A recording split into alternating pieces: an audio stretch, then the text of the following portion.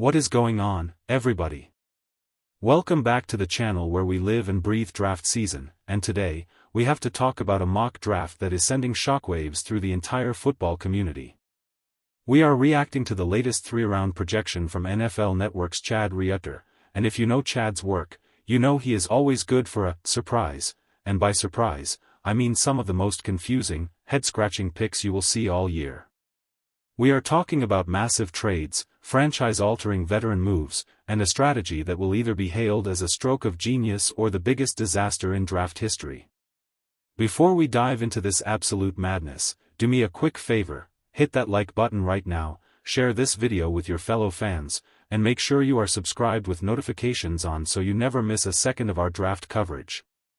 Let's get right into the heart of the chaos. This mock draft starts off with a bit of a calm before the storm vibe.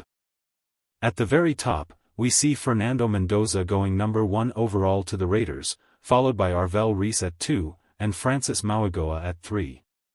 David Bailey heads to the Titans at 4, and Mansour Delane rounds out the top 5. It feels standard until we hit the middle of the first round, where the logic starts to fly completely out the window. We see Micah Lemon becoming the first receiver off the board to the Browns, and then Caleb Downs goes off the board, a move that honestly just stinks for anyone hoping he'd slide. But the real earthquake happens at pick number 12. This mock draft includes a trade that is going to make your blood boil or your heart race. In this scenario, the Dallas Cowboys have actually traded away their superstar, their heartbeat, Micah Parsons, to the Green Bay Packers. Can you even wrap your head around that? Trading a generational talent like Parsons is a move that would define an era, and to fill that massive, gaping void, the Cowboys stay at pick 12 and select Sonny Styles, the linebacker out of Ohio State. Now, look, Styles has been a popular name in mock drafts lately, but Chad Reuter tries to frame this as a slam slot replacement for Parsons. I'm going to be real with you. I do not understand why we are forcing this Micah Parsons comparison. It makes zero sense. Micah Parsons developed into one of the most feared, elite pass rushers in the history of the NFL. Sonny Styles. He's a phenomenal player, don't get me wrong, but his game is entirely different. He was the coverage specialist for Ohio State. He was the green play caller, the guy roaming sideline to sideline making sure the defense was lined up. While he had 6 sacks back in 2024 and showed some blitzing flashes, he is not the blitz king that Arvell Reese became this year. Trying to sell the fan base on Styles as a replacement for Parsons is missing the point of what made Parsons special in the first place. If you take Styles, you take him for his coverage and leadership, not to replicate a Hall of Fame pass rushing trajectory. Question of the day: we are only in February, but the heat is already on. Who do you think the Dallas Cowboys are most likely to pick at number 12 when the real draft rolls around? Drop that name in the comments right now. As we move past that shocker, the draft board continues to tumble in strange directions. Spencer Fano goes 13 to the Rams, which is a pick I actually love for LA. Carnell Tate heads to the Ravens, and then we see Lee Hunter going to a spot where they already have Vita Vea. Do you really need 2 of them? I'm not so sure about that fit. Then we get Ty Simpson to the Jets. For any Cowboys fan, you want quarterbacks to go early, ideally in the top 12, but you'll settle for them going in the top 20 because it pushes elite talent down the board. But the drama doesn't stop at 12. At pick number 20, the Cowboys are back in the thick of the trade market. In this scenario, the Buffalo Bills decide they need to move up to secure Washington wide receiver Denzel Boston. To make it happen, the Cowboys trade down from 20 to 26. In exchange, they get that 26th overall pick, a 3rd rounder in the early 90s, and a 4th round pick, while giving up a 6th rounder in the process. From a value perspective, it's a solid haul, but it moves them out of the range of some blue-chip prospects. Strategic question: I want to hear from you guys on this one. Do you want the Cowboys to trade down in the first round to gather more picks, or should they stay aggressive and take the best player available at 20? Type Y for yes or N for no in the comments. While the Cowboys are waiting to pick again, the rest of the league is busy. The Steelers grab Casey Kane from Texas A&M, and the Texans take Blake Miller in what I would call a very surprising tackle order. Then we see Avon Terrell go to the Vikings, Caleb Lamu to the Browns, and Caden McDonald to the Bears at 25.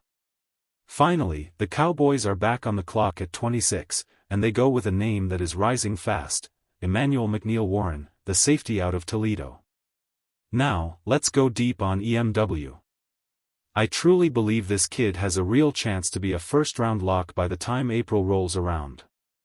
New Cowboys defensive coordinator Christian Parker has experience coaching Toledo products like Quinyon Mitchell, so he knows the level of talent coming out of that program. McNeel-Warren has fantastic size. He's listed at 6 feet 2 inches, 202 pounds, and he plays like a heat-seeking missile.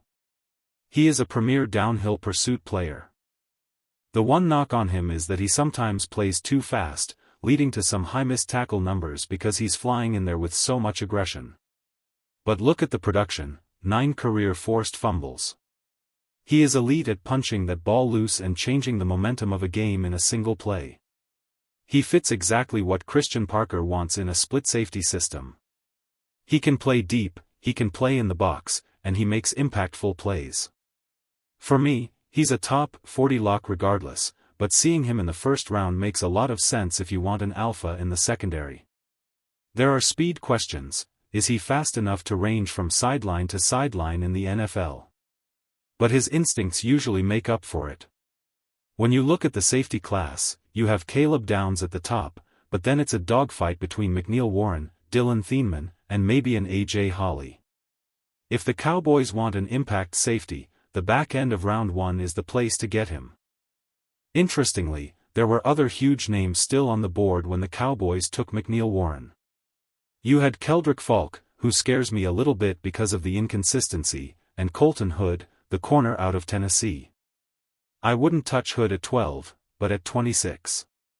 That's a completely different conversation. You also had Hakeem Masitter, the edge out of Miami. He's an older prospect, but if the medicals are clean, he's a guy you could have justified taking even at pick 20. And then there's Thieneman, the Oregon safety, who some scouts argue is actually better than McNeel-Warren and fits the Parker system just as well. Moving into the third round, the Cowboys use that extra pick from the Bills trade to select Gabe Jacas, the edge rusher from Illinois. This is where the draft gets really scouting nerdy. Jacas is a very unique physical specimen. He's 6 feet 3 inches, 270 pounds, which usually screams run-stuffing defensive end. But here's the twist, his sack production was through the roof this year for the Illini, racking up 11 sacks. He wins almost exclusively by converting speed to power, he just bowls over tackles. However, for a guy his size, he's actually not as good of a run defender as you'd expect. It's a weird archetype.